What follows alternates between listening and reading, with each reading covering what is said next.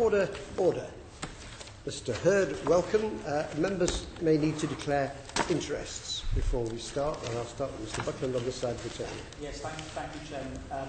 I, for nearly 20 years, was a barrister practising legal aid, chiefly criminal legal aid. I still have a practising certificate, but I haven't been taking on any new cases since the election, and I sit as a recorder of the Crown Court. Mr. Stewart. I was solicitor for 16 years and I've been a member of the bar for 13. I have practised in publicly funded work, both in crime and family, but not currently. Mr. Tim. I'm a member of my local chambers in Hull. I've not practised, I've not been paid public money, but I've practised in the last 3 months, I think, myself. Now, the reason we've asked you to come along, and we're grateful to you for doing so, arises from the work we've been doing on changes to legal aid. We've had a number of evidence sessions. We will shortly publish a report which we're just about to prepare. And it became clear to us in the course of this that assumptions are being made about the capacity of the voluntary sector to deal with some of the things which have been dealt with hitherto by legal aid, often through support to those same voluntary bodies like Citizens Advice Bureau, neighbourhood law centres and others.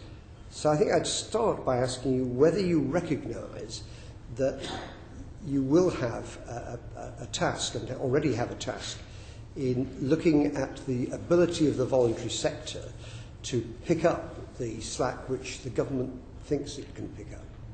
In this specific context In this of advice to our constituents. Yes. Yes, we do. That's why the Cabinet officers got involved at this juncture.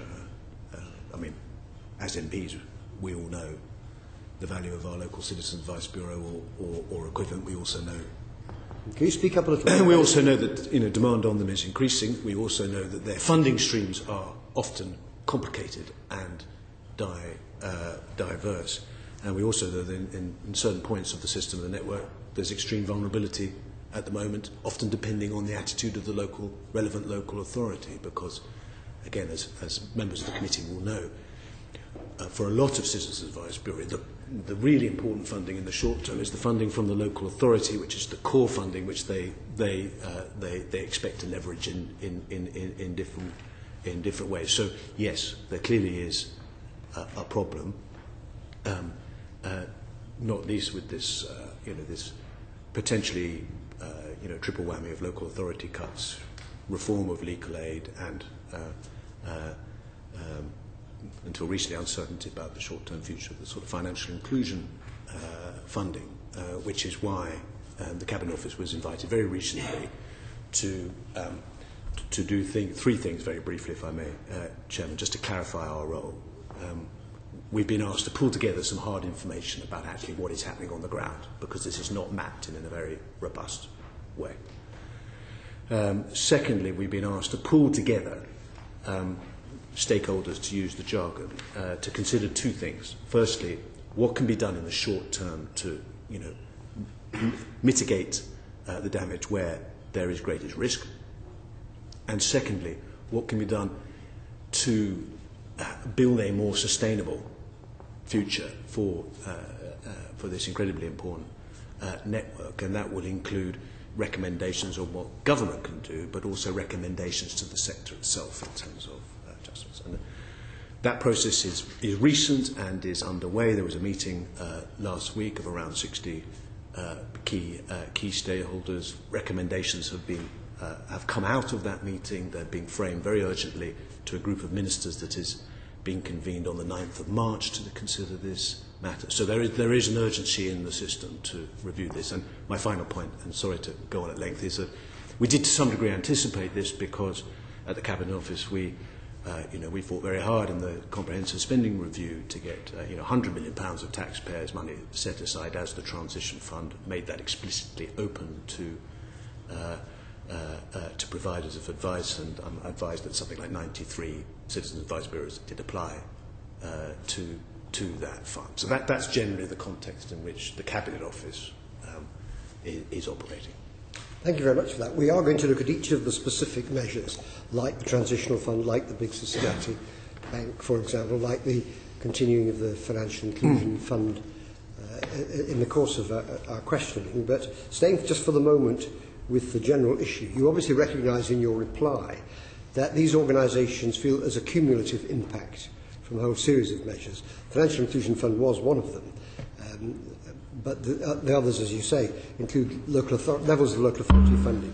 When the Citizens Advice Bureau gave evidence to us, they gave quite careful evidence in which they avoided assertions that all local authority funding was about to be withdrawn, but they had unavoidably a rather unclear picture because it varies in different areas. But clearly you have to recognise that part of the context is that they relied on local authority funding quite often simply to maintain the infrastructure, to which they then added work, for example, funded by the Legal Services Commission, if they had specific legal aid contracts. But the Cabinet Office recognises that even where local authorities have maintained a good level of funding and only very limited cuts, there's a cumulative impact which is proving very difficult. Yes, and you know, there are a number of departments involved in this process, which is why it was considered sensible that the Cabinet Office should, you know, step up in its coordinating function to try and knock some heads together on this. And in relation to local authorities, I think I acknowledged exactly the picture that you framed about the importance of that core funding from the local authority and the opportunity to leverage that. Personally, I've written to every single MP inviting them to bring in their voluntary community sector. Many have done. There's almost always someone from the CAB on that visit, and this message has come through loud and clear. What they're most concerned about is that core funding from the local authority and the threat to it. Not everywhere. It's a very uneven picture across the country, as you've acknowledged, but that's in the short term what the concern seems to be, and we can discuss the government response to that if that's appropriate. Mr. Hurd. I'd like to ask you generally about the ability of the not-for-profit sector to provide assistance in the absence of legal aid funding due to the pending cuts. And if I can just give you some context, I'll tell you what the Age Concern said to us. Our concern is that while it is true that both Age UK nationally and our partners in local Age UKs and Age Concerns do provide some help and advice with welfare benefits, it is most often not at a level comparative to that provided through legal aid. Furthermore, the Free Representation Unit said we should point out that the consultation document gives a misleading impression of the FRU. It points out correctly that FRU represents clients in tribunals. It then illogically uses FRU's representation work in tribunals as part of the justification for withdrawing legal help for initial advice work in welfare benefit cases. Given these rather obvious and deep funding difficulties which will and are being faced by not-for-profit organisations, how realistic do you think it is to expect them to be able to plug any gaps left by the cuts? Is that a question about the short term or the long term? Well, you can address both, whichever you prefer. Well, both if you could. Well, in relation to the short term,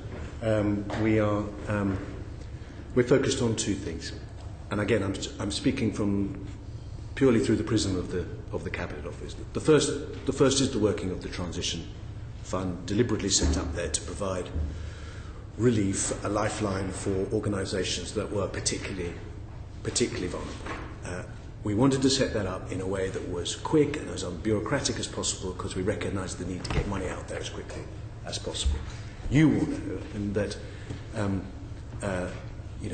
although £100 million is an extremely significant commitment, it was always likely to be less than demand. It's just, if we'd had more money, we'd have offered money. It just isn't the money around. So we had to set some quite strict eligibility criteria for that, but we did leave it explicitly open for providers' advice, and as I've said, something like 93 have applied, and I think one has already been, in the Isle of Wight, has already been told that they've been successful. The second short-term response is around local authorities, because as we've already discussed, they are, in the short term, the problem, as far as I've heard. Now, this is politically difficult because in the age of localism, obviously the ability of central government to erect and control what local authorities do is quite rightly limited. But the Prime Minister several months ago sent an extremely clear steer to local authorities. Look to make your own efficiencies and savings in-house before taking what might seem like an easy option to cut outside. Now, in response to that, actually the picture, as I think most members will know, is extremely mixed across the country. County councils like Wiltshire, as Claire knows, have kept their investment in the voluntary community sector. Reading have increased it. My own local authority is continuing to take efficiencies out of the back office, having received the worst financial settlement in 10 years. But that is not the even picture across the country. There are other places where this process is not being handled in the way that we would like. And we are monitoring the situation very carefully on the ground, because hard information is important here. And there hasn't been good enough mapping on this, and we're determined to try and get a better picture of what is actually going on. But we've also moved quite recently, and what the committee may not be aware of is that yesterday the Secretary of State for Communities and Local Government made it quite clear that we are prepared to set what he calls tests of reasonableness in terms of the behaviour of local authorities, in terms of proportionality of cuts, in terms of notice given for cuts, and time given to people on the wrong end of decisions to adjust what they're doing. And he stated those tests of reasonableness, and has also said that he's prepared to consider putting those on a statutory basis. So this is quite a significant move in response to our very genuine concern about what is happening out there as a result of decisions by local authorities, faced with very tough choices as they are. But this is the context in the short term. This is a very long answer, and I'm very sorry. Well, but in terms of the long term, because the other problem is what happens after 2012 in terms of funding coming from departments. That is what we are at the Cabinet Office actively reviewing in terms of this effort to bring people together and look at what recommendations that we can make to government departments, but also recommendations that we can make to the sector itself in terms of positive changes that they can make to try and create more sustainable and diverse funding streams, for example. So I hope that is a very long answer to your question. I, for one, never criticise ministers who give full answers, to be honest. I quite appreciate full answers. On the whole issue of CABs, you will appreciate that there's a great deal of concern in that sector about the immediate future. Would I be right in thinking, and do tell me, and you will tell me if I'm wrong, the transitional fund, would that apply to them to be able to continue giving advice, in other words, apply for funding if they fell short? Because, as you well appreciate, much of the money which they receive comes from local governments, who themselves are having to cut their own cloth. So, could you help me on that? Perhaps I could set out a little bit of detail on the transition fund. It's £100 million. The whole, as I said, our whole instinct was to try and set something up quickly that could get money out quickly in as unbureaucratic way as possible, as far as government can. And we're very grateful to the Big Lottery Fund for stepping up very quickly to set it up. The idea was to try and make £10 million available in the current financial year and £90 million in the next. We run it as one process. It was announced in October. Applications closed on, I think, January the 21st, and we've already started a process of announcing, I think, 18 already successful applicants, including a law centre in the Isle of Wight. We did make it open to providers of advice quite deliberately because we anticipated a problem. And as I said, 93 advice providers of different sorts have applied. I have no means of knowing how many will be successful in that process. Bigger running this at arm's length, but it's there, and that's what it's set up to do. We did set, and I think you'll appreciate the reasons why. We had, given the potential, we had to set some quite clear eligibility criteria, and I think there are three metrics which are important to register. First was a threshold of turnover income, which was £50,000 a year. We did take advice on that, and the advice was that if this was an exercise trying to direct resources to those who are most vulnerable. It was above that income threshold that vulnerability was likely to be most concentrated. Vulnerability measured in terms of proportion of income that comes from the state. We set that threshold at around 60%. And then vulnerability, the other metric, was in terms of anticipated cuts. And the metric was an anticipated cut of around 30%. So this was an exercise really focused at those organisations who were most vulnerable, who wanted to continue delivering a public service. And this is the last critical criteria. It's not funding for business as usual. It's funding for change. It's funding for transition. It's funding to organisations who have the beginning of a plan to get out of the situation they were in, not least in terms of trying to develop sustainable and diverse income streams. And that caused some frustration in the system, but we had to set some eligibility criteria that were robust here, and we had to send a signal that this was about trying to help organisations build a more sustainable future. Because we've got to the transition fund, as a result of that question, I'm going to slightly change the order in which we were going to do things and do the transition fund now. So I'll bring in Mr. Buckland. Yes, I'm really drilling down as to timescales here, Minister. Yeah. We are focusing as a committee on the legal aid green paper, which, first of all, I just want to know how much input you had into the preparatory stages of that green paper. Not a great deal. I wouldn't expect to, though, Robert. What I was made aware of quite quickly in the Cabinet Office was the risk that it would result in lower levels of funding legal aid, and therefore the potential consequences of that for the voluntary network that we're discussing. And it was in that context, not least, that we did the preparatory work for setting up the transition fund. So that's the degree to which I was advised. Thank you. And then secondly, the process that the Green Paper has initiated is going to be quite a lengthy one. We don't expect legislation to be published until later in the year, and therefore perhaps not passed by both Houses of Parliament until perhaps next year. So for example, law centres, like the Wiltshire Law Centre in my constituency, their funding has been substantial from the Legal Services Commission for years up to this financial year. And it's really the period from, let's assume that the Green Paper isn't altered that much, that it becomes the basis of legislation that is passed. We get then to 2012, 2013. And it's really that period then that concerns a lot of practitioners and a lot of service providers.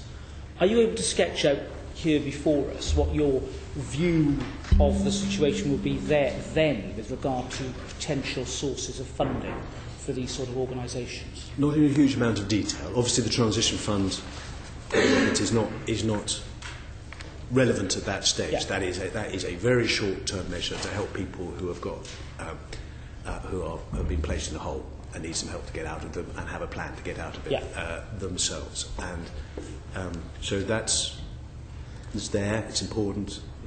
It's a big commitment, but it doesn't answer your question. I think the work that we're doing now at the Cabinet Office, very urgently, pulling people together, including government departments, cross-departmental work, other stakeholders, including foundations and trusts who have got a big interest in this area, including Bearings, who are sitting in on this session behind us, is to ask those kind of questions. Actually,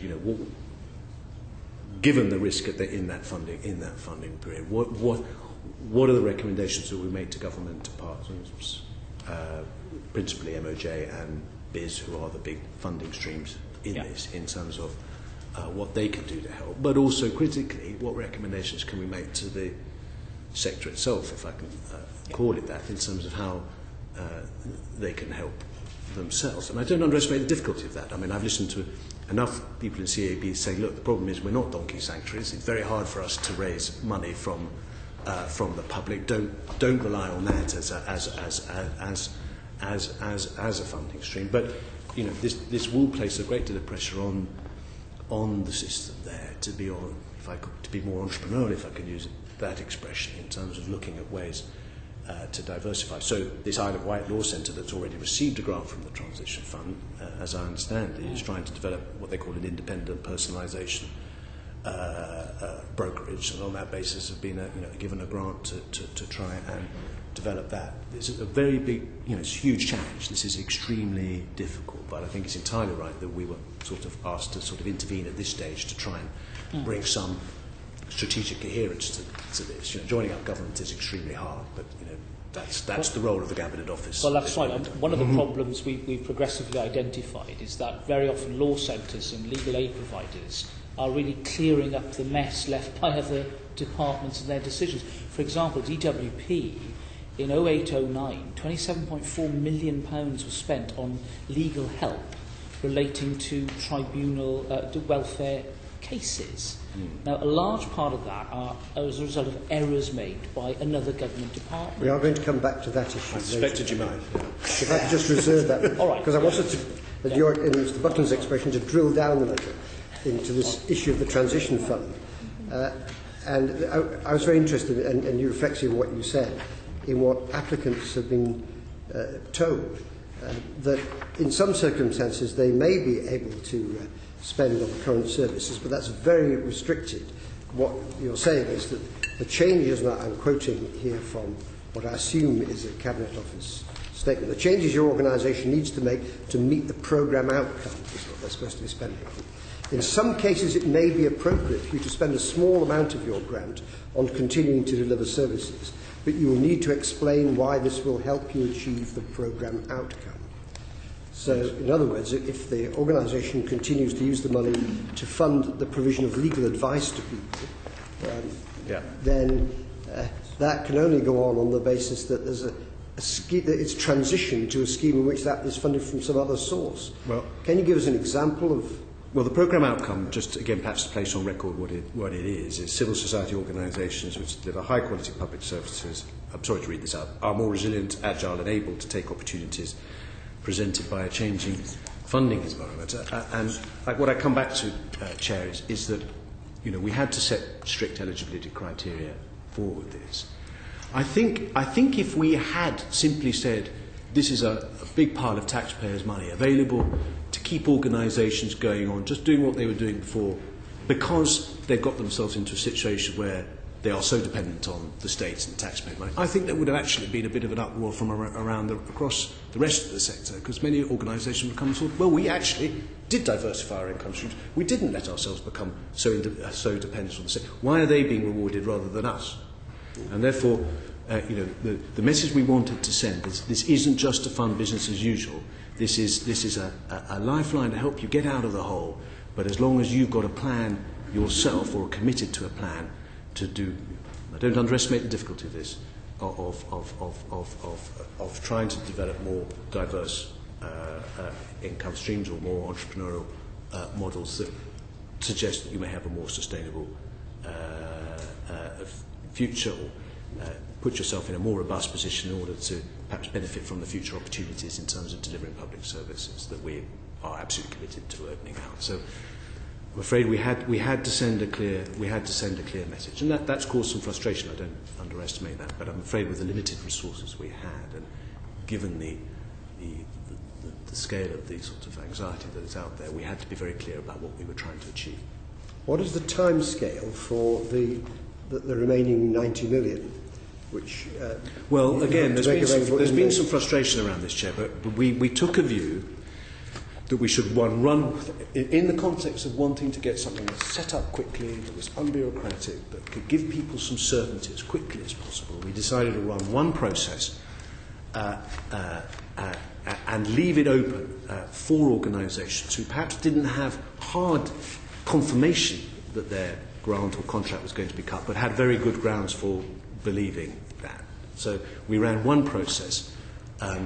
As I said, it closed on the 21st of January, and that's caused some frustration because some organisations were, perhaps slow to pick up on the opportunity. But again, we felt that we needed to run a very, very clear. What is the timescale? No, the fund is closed. The fund is closed.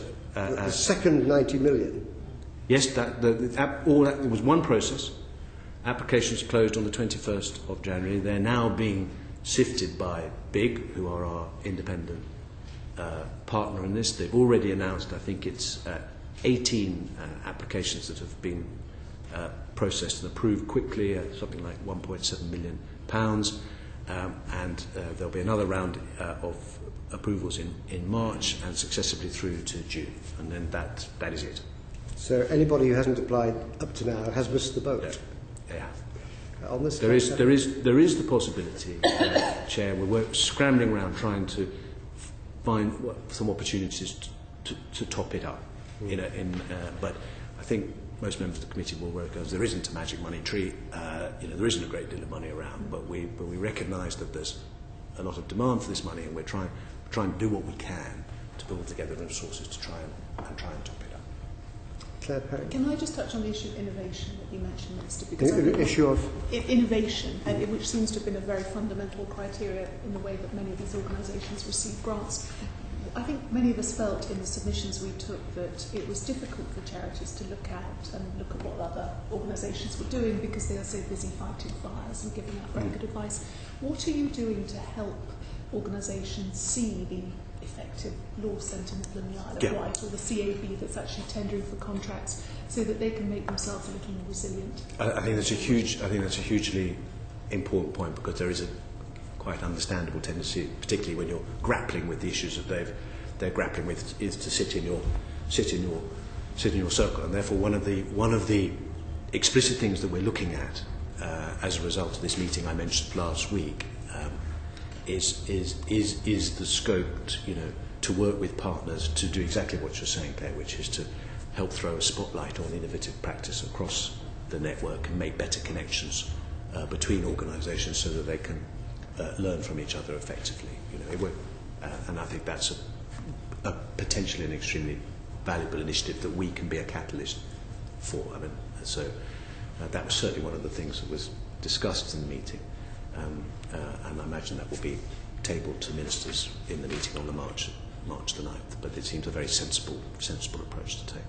Mr. Gummer. Thank you, Mr. Allen.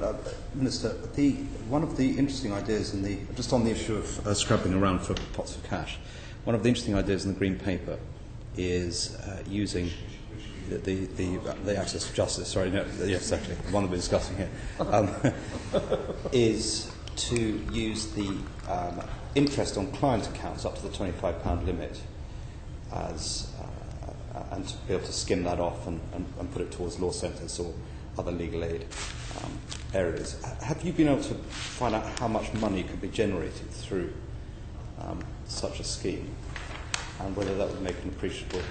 I haven't personally been. I can't give you a direct response to that, but I would expect that to be picked up in the urgent review that we're doing in terms of looking at all the options that are available. Because that could be a fruitful source of funding. Yeah, well, that's a useful contribution, and I'm sure it will go into the mix. Somewhere else for you to scrabble. Mr. Evans. Yes, thank you. Would you set out your vision for the Big Society Bank and how it could help, if you think of any examples which could help people access legal aid more efficiently and effectively? Given the committee's got an interest in the bank, one of the things I can certainly do, Chair, is immediately send the committee a copy of a document we published 2 weeks ago called Social Investment Strategy, which sets out our plans to do what we can to grow this market called social investment, and sets the Big Society Bank firmly in that context. I think we have it, actually. Do you have it? Okay, in which case that's done. Perhaps a few words on the, if you like, the strategic mission of the bank. I'll keep that quite brief if you've had the documents, and then members can come back to me, and then perhaps, Chris, just to direct your specific interest. The bank exists, or will exist, when it's capitalised, to grow the social investment market. What is this market? It's the pool of capital that is prepared to consider a blend of financial return and social impact. And actually the ultimate, without wanting to sound too naive and idealistic about it, the ultimate goal is to make a much better connection between what we might call the social sector and the trillions of pounds of assets that are sitting in mainstream financial institutions being managed on our behalf as savers. There is really no connection between those two worlds at the moment. Social investment is the bridge. And we think over time, and This is not going to happen overnight. This is not a short-term panacea for the challenges we've just talked about. There is an opportunity to shape what we think will be a third pillar of funding for the sector, which will be social investment, making it much easier for what we call social entrepreneurs to access capital, not revenue, capital, because there's clearly a need there. So it's in that space that the bank will operate as a wholesaler, working through intermediaries, and we can explore why. But its mission will be to invest on the basis that it would expect some sort of return, and therefore to encourage others to invest. And it will be set up, we believe, with £200 million of capital from the largest UK banks, plus our working estimate at the moment is around £400 million of dormant bank accounts. So it's a significant opportunity, but it is a long-term strategic intervention. How might it help the sector that we're concerned about to date? I think it depends on two things. It depends on the ability of the sector to develop financeable proposals or opportunities where money can be invested on the basis that there could be some form of return, however long it takes. And secondly, it depends on the appetite or willingness of the specialist intermediaries in this space to develop products around that. And it is too early to say how that is going to pan out. What we do know, because I've inquired before this, is that specialist intermediaries such as Charity Bank, are lending money on a small scale into the sector at the moment. So there is potentially an opportunity here, and if we can play a role as a government to facilitate connections between intermediaries and the sector to explore whether there is the opportunity to structure funds or bonds or mechanisms that might allow this, then we'd be happy to be proactive in that role. The bank will be independent. There are some really core principles about it. It has to be independent of government, and it has to be a wholesaler. So we can't steer it. It will invest based on the quality of the things that come out of the market. But I hope that's given a reasonably clear idea of why it exists and how it might apply. My major concern about it, except what you said, and I think dormant bank accounts especially is a good idea, but what our major concern is when you say it's got to be self-sufficient and earn a financial return. Now, how would, say, I'm thinking of a law centre, how would they earn a return? And they would probably look to something like the Big Society Bank to be in for money. So how would you envisage them sort of getting some sort of return back? Well, as I said, it depends on whether they can offer something that can be financed in terms of either assets, physical assets, or contracts that generate revenue, which working capital can be financed. Again, the context of this is a new world in which the public service markets are going to be thrown open to a wider range of providers. There will be more opportunities in this area, but it depends on that ability to present something that can be financed and that contains with it the prospect of some return of the money. Now, the question about what does that mean in terms of how demanding will this capital be? This will be effectively negotiated with the banks, and Sir Ronald Cohen, who's enormously experienced in this field, I'm delighted is advising us on this in terms of locking in the social mission of this organisation. Hugely important. And I'm very clear, and the document is very clear, that if the bank is to help grow this market, it has to be in a position to take differentiated risk. It has to be in a position to offer genuine, long-term, patient capital. Otherwise, it must not be in a situation where it's simply competing with what actually the private sector can already deliver. That adds no value to the system at all. So we're very clear on that, and and that's the attitude we will be taking into discussions with the bank around the social mission of the bank and the investment and critically the risk strategy of the bank. I'm glad it's not a short-term thing, and I do think it's important that this type of project is seen in the long term. But in terms of timing, when do you think frontline providers will see some benefit from the bank? If you can give a time. Well, okay, you've allowed me to talk about the intricacies of setting up social investment bank, which people have been talking about for 10 years and hasn't materialised because it is a fantastically complicated thing to do. So now you've opened the door, I will answer, because it depends on a lot of variables that we don't control. So what we're expecting to happen is we've got a commitment from the largest banks to put up £200 million of capital, and we are actively now working on how we approach negotiations with them around governance structures, social mission, and all the things that you would expect. In parallel, we have to process the dormant bank accounts, which have to go through quite a complicated funnel. And our objective is to take the £200 million of private sector capital and inject the dormant bank accounts in a secondary stage once they've cleared the various hoops. The hoops are as follows. They are required by legislation to pass through an institution called a reclaim fund, which is the cooperative where the co-op have stood up to perform this function. This mechanism is necessary to protect the interests of the people whose money it is, which are people who've allowed this money to sit in bank accounts for more than 15 years. So we have, as I'm sure you have to be very careful with this money, and the co-op is the steward of that, and will, I'm sure, take an extremely conservative view about how much money needs to be held back to meet potential claims. So that's variable number one. We think the total scale of the opportunity, and we're informed by the BBA, British Bankers Association, on this, to be around £400 million. We expect that by the end of Q2 of this year, the Reclaim Fund will have released somewhere between £60 million and £100 million of dormant bank accounts to the big lottery fund, which again is the funnel required by the Dormant Bank Accounts Act. What we are going to be doing is setting up an interim shadow bank or investment committee who will be, as soon as this money is available, will be free to start making investment decisions, start deploying investments, very much anticipating the kind of work that the Big Society Bank will be doing. By that stage, this may be acting in parallel with the private bank if it's set up.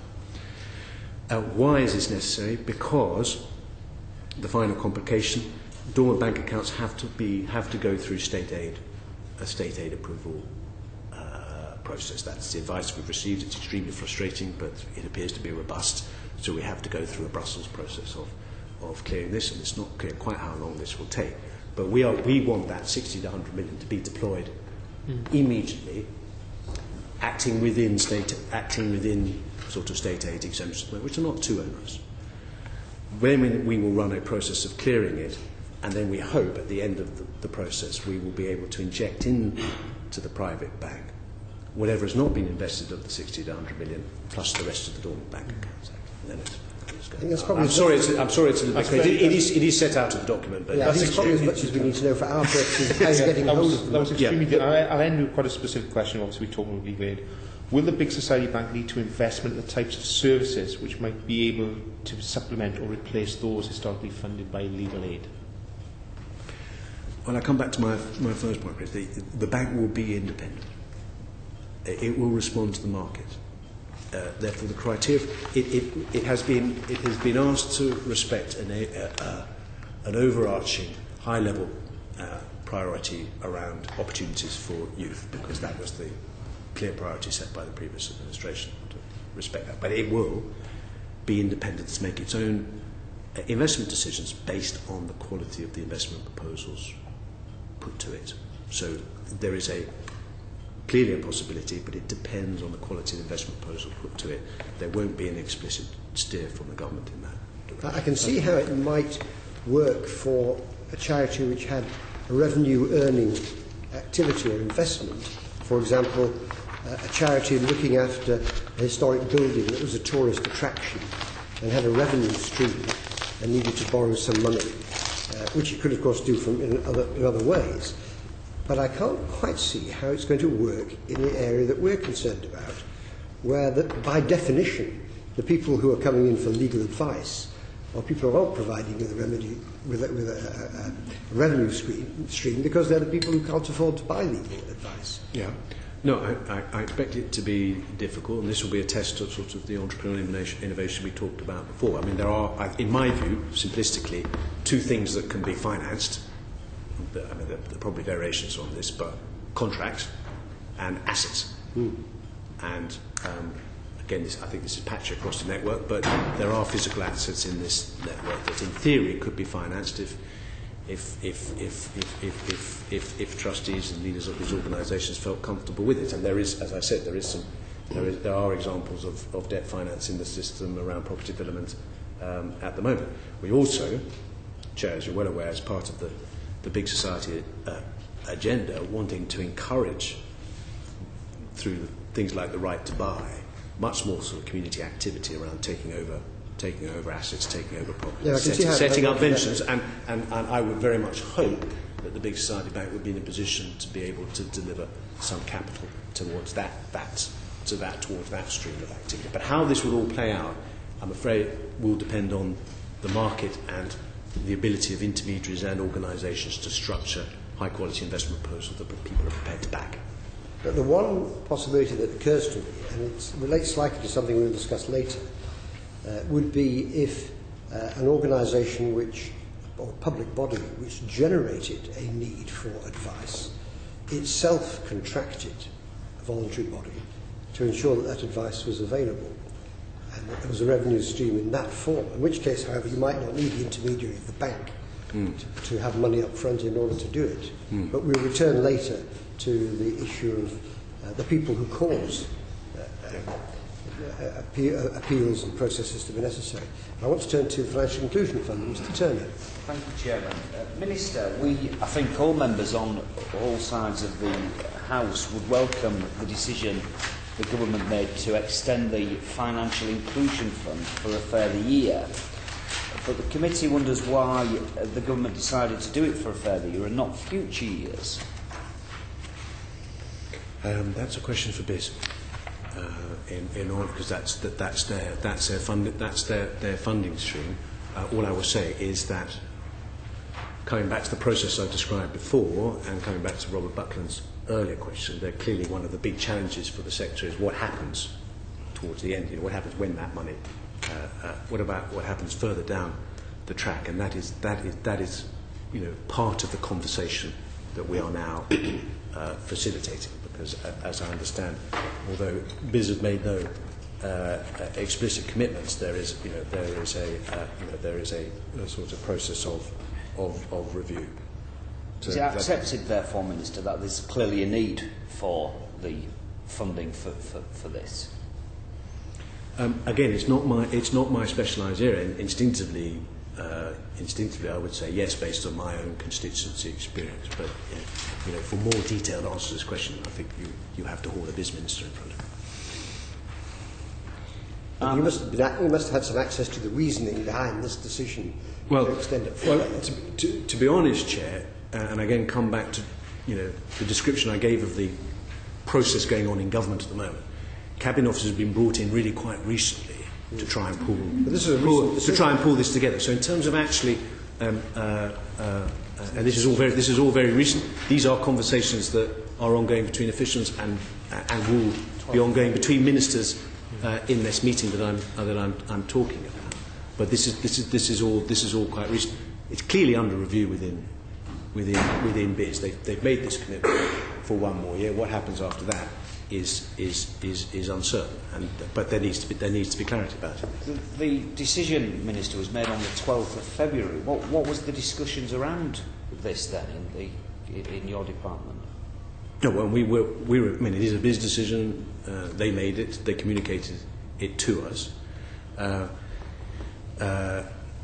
frankly, it's welcome. And I hope the committee does welcome it. What happens next in terms of beyond that period is now up for review, and that's part of the process which we are now actively trying to facilitate in the sort of coordinating role that the Cabinet Office does play. I think there's a suggestion from government that the Consumer Financial Education Body will take over and provide national free debt advice. Is that your understanding? Again, this is off my turf, and I'm sorry that is frustrating for you. this review process is urgent, quick, it's underway. That is all in the mix of the discussion. There's no plan as far as you're concerned. Well, I wouldn't necessarily be aware of it in terms of my day-to-day responsibilities at the moment, or in a position to give the committee an absolute, different picture. It's just our job at the moment is to pull people together, have a discussion about the short term and the long term, and that is obviously part of it. This process is, started with the meeting last week. So. I must say, I do find it a bit puzzling that here, your department is one which has to pick up the pieces and has a particular responsibility for the voluntary sector. And even when good news comes along, it seems almost to have come as a surprise to the Cabinet Office, and you're not part of the process of discussion. You're starting to look at it now. Well, that's not entirely fair, in the sense that there was an anticipation of a problem, which is why, in part, we've gone through the transition fund in detail. So we were brought into the loop as far as that was concerned. Extremely aware, not least just because the conversations I had with individual CABs, that part of the uncertainty was around the financial inclusion piece. So, of course, we were informed when Biz announced that. Part of the process, higher pay grade than me, in making that, getting that decision taken, and we are now holding the ring in this long-term review of what happens next. And obviously, what Biz does is part of that process. But can I tell you what the conclusions of that review are today? No. Elizabeth Truss. Thank you, Chairman. Throughout the evidence process on looking into legal aid, we've heard a lot about how costs are being borne in legal aid that are really being generated by other government departments, for example, DWP. And one of the ideas suggested is a polluter pays principle, such that DWP have an incentive to make sure their processes work effectively and they don't make mistakes, so that those don't have to be picked up in the legal aid process. What's your view of that? I don't have a strong one, to be honest, because again, this will be frustrating to the committee. This isn't my policy responsibility. Right. This is an issue in which the MOJ will lead, and the minister was before you discussing this in some detail. What I do know is that it is all wrapped up in the consultation process on the green paper, and it is it's clearly a very important part of that process. But they are the ultimate arbiters on that. I think the impression we got when we did have a interview with with Jonathan Chinogly, the relevant minister, was that the Ministry of Justice does sometimes collect costs from other departments, but they do so in retrospect. Surely it would be a role for the Cabinet Office to set up intergovernmental charging on those issues, because it's not something that the MOJ could necessarily obtain alone.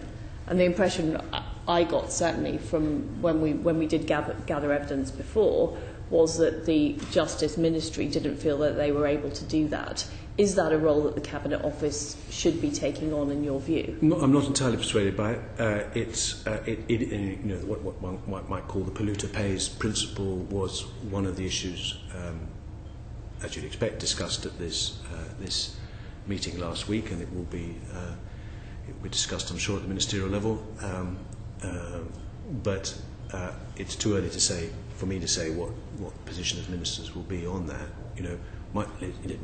My personal view is always a strong support of the polluter pays principle in relation to environmental taxes. My philosophy in life is, if you're part of the problem, you should seek to be part of the solution. But what I was very struck and found myself very supportive of what Jonathan was saying, the evidence to you, was actually, wouldn't it be better if the whole thrust of the system was to try and make sure that the problems were resolved before you got to the end of the process? And actually, there's clearly,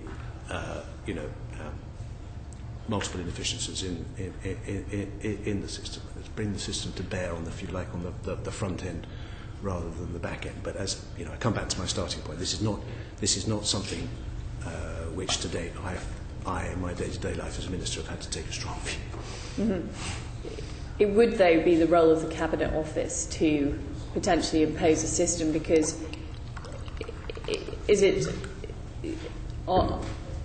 in drawing up the overall budget, has that been taken into account in DWP, for example, when they're coming up with their programmes, the impact on legal aid? Because I think what we feel sitting in this, or certainly I feel sitting in this committee, is the legal aid budget is being looked at as in isolation, and the cost drivers generating the legal aid budget haven't necessarily been considered across departments. The other point I really wanted to make is, has the Cabinet Office looked at the civil service structures in the department, and in particular in the MOJ? Because another of the cost drivers for legal aid appears to be the long processes that the MOJ is taking on various elements like the CPS, like the Legal Services Commission.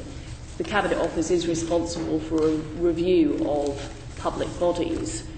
Is that something that has been looked at in terms of how those savings can be made, and how that compares with other departments about the internal efficiencies? Because what I'm concerned about is the tail here wagging the dog.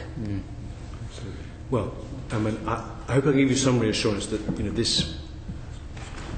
this cross-cutting exercise that we're conducting urgently is one in which the DWP are actively involved, and the whole issue of looking at the round is something which the Cabinet Office is well set up to do and to facilitate, and that is very much part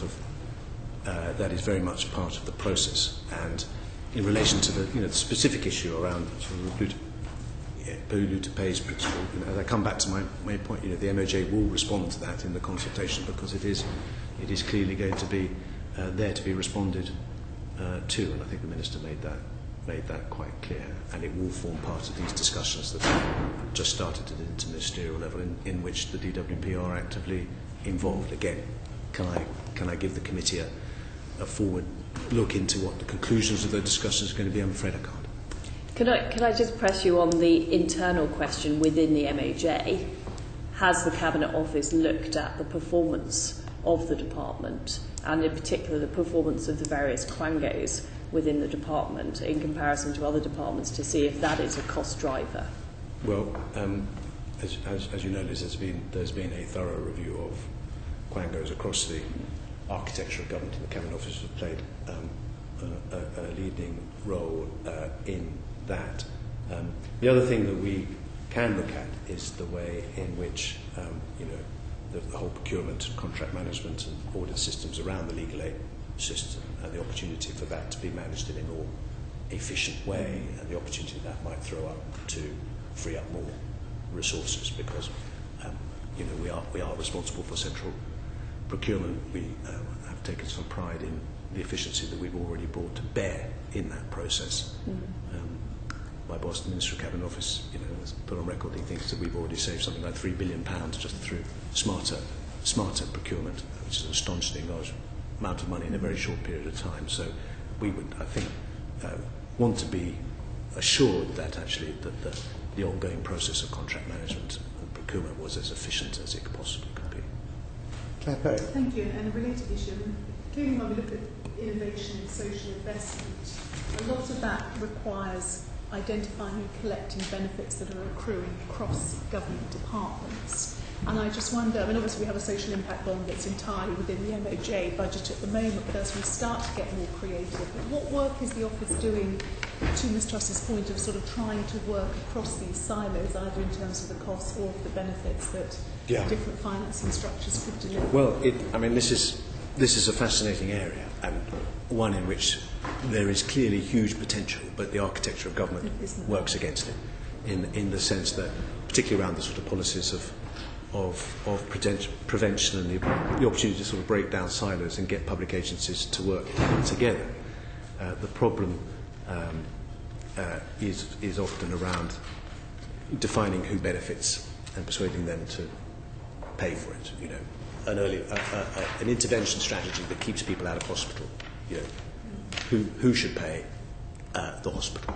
But actually, the system is very badly set up to deliver that. Now, the social finance market, and you mentioned social impact bonds, are a fascinating opportunity to try and make that work, and carry with them the opportunity to bring in private capital to share some of the risk and some of the savings that arrive from it. They're quite easy to talk about, they're incredibly difficult to do, which is why there's still only one in the market. But we are actively working and trying to encourage other departments to think about opportunities to structure social impact bonds that do allow the system to be smarter in terms of taking risk to try and facilitate more preventative work that might allow much greater savings down the track. So this is ongoing work, but I wouldn't want to give you the suggestion that there was suddenly going to be an explosion of these. They're really complicated to structure, but there is a great deal of interest out there in the financial world to get involved with this. The challenge is more governmental in terms of trying to get people to work together on this in a way that everyone's comfortable with. Mr. Hurd, could I take you back to the important question which Ms Truss put to you regarding costs, sanction, polluter pays and so on? And it was put to you quite properly, I think, as one of the drivers of expenditure within the legal aid budget. Could I ask you to look at it from the other end? If there were potential costs sanctioned, would that not encourage good governance and thereby provide better service for our constituents? Well, I understood this was the thrust of the questioning at the previous session. I'm uncomfortable going into terrain which is probably the responsibility of the minister that you spoke to. I wouldn't expect him to be expressing too many opinions on charity policy, and I'm therefore very reluctant to express too many opinions on areas for which he is responsible. If we sound a little frustrated, and this is perhaps a concluding comment, it is that probably because the Green Paper itself rests on a number of assumptions about what can happen across government and in other parts of the public sector, and progress in solving some of the problems it identifies can only be made if there is a lot of work between different departments. Yes. And if the Cabinet Office can't exercise some supervision and indeed exercise some forward movement on that, who else can? Well, Chair, I'm not saying that the Cabinet Office isn't doing that. I think I've given a reasonably accurate picture of what we're trying to facilitate now, which is, three things: more accurate mapping of actually what's going on the ground. Secondly, a cross-departmental, but also involving other stakeholder discussion about the longer term, about the short term in terms of mitigation strategy, but also about the longer term and the opportunity to improve the resilience and sustainability of the voluntary advice sector. That is cross-departmental. What I'm just suggesting is that what we are facilitating is very recent. The first major meeting, very successful as it was last week, and therefore I'm not in a position to give you the detail that you quite understandably seek at this stage in your inquiry, not least because actually the recommendations of this meeting have got to go to a ministerial meeting and then be processed in the way that you're extremely familiar with. And I'm sorry if that's deeply frustrating for the meeting. It's just where we are. I'm sure you've given us an accurate picture, and we're very grateful for that and for your evidence today. It does, however, show that there's a lot more colouring in to be done in this area. There is, and it's urgent, which is why we are applying ourselves very urgently to it. Thank you very much indeed. Thank you. Order. When are we meet next? Monday or Tuesday? Tuesday, yes. Usual time next Tuesday.